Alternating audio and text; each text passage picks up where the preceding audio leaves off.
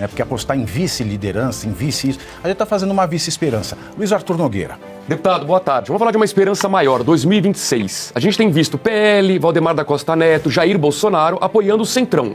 Davi Alcolumbre, Hugo Mota, Ricardo Nunes aqui em São Paulo. Pergunta ao senhor, há alguma esperança de em 2026 o Centrão, com o peso que tem, estar com a direita na eleição presidencial? Ou corremos o risco de em 2026 o Centrão dar uma rasteira na direita e ficar com a esquerda? Só para citar um exemplo, Kassab hoje é Lula em Brasília, é Tarcísio em São Paulo. Com quem estará o Centrão em 2026, deputado? O Kassab é Kassab, o Centrão é Centrão. Eles estarão do lado de quem for mais benéfico para os objetivos de curto prazo deles. Ponto.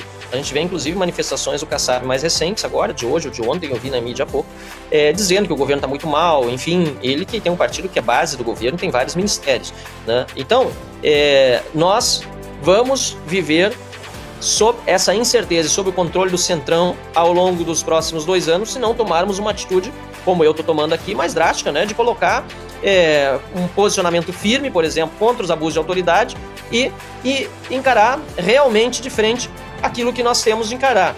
Eu tenho uma preocupação grande porque me parece que as pessoas não têm muita memória. O Arthur Lira era presidente da Câmara quando o Daniel Silveira foi preso. Ele trabalhou pela prisão do Daniel Silveira. O Arthur Lira era presidente da Câmara quando nós quisemos, aliás, primeiro o Rodrigo Maia, depois o Arthur Lira. Rodrigo Maia quando o Lula foi solto e o Arthur Lira depois quando nós tentamos instalar a PEC pela condenação, pela prisão após condenação em segunda instância. Nenhum dos dois realmente ajudou, apesar do apoio que a direita tinha dado em massa nas candidaturas à presidência de ambos. O voto impresso foi enterrado na presidência do Arthur Lira e porque ele decidiu trabalhar pelo enterro do voto impresso, depois de os ministros do Supremo Tribunal Federal terem vindo fazer pressão, inclusive aqui na Câmara dos Deputados, sobre os líderes partidários. Então é preciso ter memória. Todos os acordos que são feitos hoje, eu lamento dizer, eles podem me cobrar, quem sabe daqui a meio ano, um ano, tomara que eu esteja super enganado. Apesar de, nas vezes passadas, ter concorrido e só ter visto pessoas arrependidas de não terem votado em mim. Quem votou em mim, ninguém se arrependeu. Todos que não votaram em mim, com quem eu conversei, se arrependeram porque não teve o cumprimento das promessas feitas.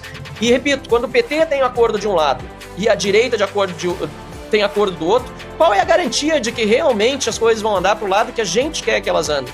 Então, infelizmente, nós estamos nessa situação muito ruim hoje no Brasil também, fruto de alguns desses acordos construídos no passado, mas a mensagem que eu tenho para deixar para todos que nos acompanham é que ainda há chance de reverter isso. Até sábado você pode pedir para o seu deputado votar em mim para a presidência da Câmara dos Deputados e no senador Girão para a presidência do Senado da República. Aliás, lá tem outras opções também, até onde eu sei, o senador Marcos Pontes também é candidato lá.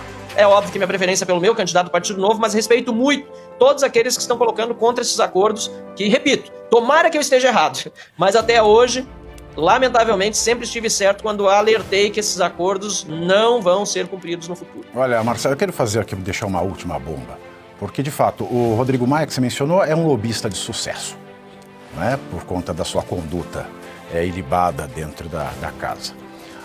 Lira é uma pessoa que enriqueceu muito na política, né? Não sei como, se teve sorte, não quero nem imaginar, mas é uma pessoa que está mais preocupada com a vida dele e da família do que com a vida do brasileiro. Eu, pessoalmente, não estou ligando muito para o impeachment do Lula. Você me conhece, você sabe que eu me preocupo mais com a vida dos presos políticos, que não precisam nem de anistia, porque são atos jurídicos nulos, absolutamente nulos. A vida dessas pessoas me interessa mais do que saber se Lula vai continuar no palácio ou não. E eu sei que um candidato, temos 3 na Câmara, um do PSOL, o Hugo Mota e Vossa Excelência. O do PSOL consegue votar menos no PT do que o Hugo Mota. O Hugo Mota é mais fiel ao PT do que o PSOL. Não acredito que os presos políticos receberão o tratamento que devem. É claro que o MSTF, né, porque como o MST invade terra que não lhe pertence, nós temos hoje uma composição de ministros que invade um tribunal para cadeiras que não lhe cabem, que não tem notável saber jurídico. Nós temos que lutar aí pelo impeachment desse grande abusador do Brasil. E a Câmara, é claro, ela lida com o impeachment do presidente, não de ministro do STF, mas ela pode, como foi aventado no 7 de setembro, fazer uma obstrução geral. Está no seu plano, se eleito for, fazer uma obstrução geral para forçar o Senado a pelo menos se manifestar quanto à viabilidade ou não do impeachment do Alexandre de Moraes?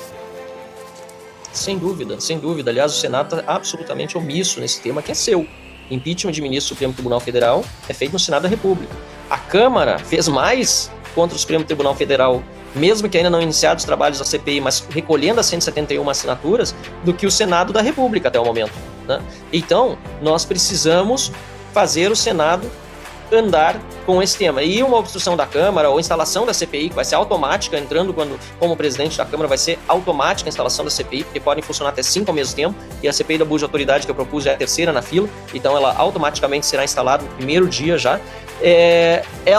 Essas duas atitudes ajudarão o Senado a fazer a sua parte, independentemente de quem se eleja presidente. Mas é claro que com o senador Girão, presidente do Senado, a situação é muito mais favorável para que ocorra um impeachment de um ministro supremo. Na verdade, também será automática. Então, certamente, faremos tudo o que estiver ao nosso alcance para que o Senado da República haja nessa questão dos impeachments dos ministros do Supremo Tribunal Federal. E eu quero voltar à questão do impeachment do Lula, Pavinato, porque eu concordo com você, não tenho dúvida. Aliás, desde a primeira visita à Papuda, aliás, antes da primeira visita à Papuda, desde o primeiro contato com familiares de quem estava preso na Papuda, depois a ida à Papuda e a interação com tantos desses perseguidos políticos, eu concordo absolutamente com você que a vida dessas pessoas é muito mais importante do que quem está sentado na presidência da República. Ocorre que quem está na presidência da República hoje é o beneficiário imediato dessa situação toda e não vai querer resolver esse problema.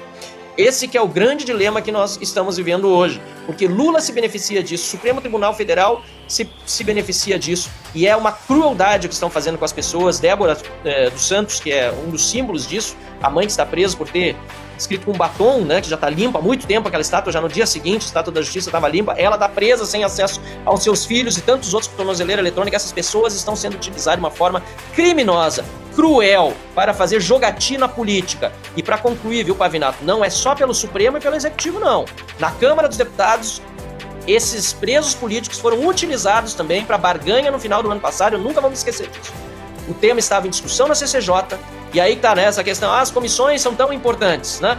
Mas estava lá na CCJ, ia ser aprovado. E o que aconteceu? Em virtude da barganha política para a presidência da Câmara, Arthur Lira decidiu intervir no trabalho da Carol de Tone na CCJ, que estava indo muito bem, aliás, parabéns a ela, e decidiu atrasar tudo mandando para a comissão especial. E a primeira mentira que nos contaram, porque eu vi isso bem claramente no bastidor, é que até 10 de dezembro do ano passado eles iam resolver a anistia antes ainda da eleição para a presidência da Câmara, para não botar isso no colo do Hugo Mota. Pois bem, não resolveram, essas pessoas foram utilizadas como moeda de troca política, e isso me causa profunda indignação. É abjeto o que está acontecendo no Brasil.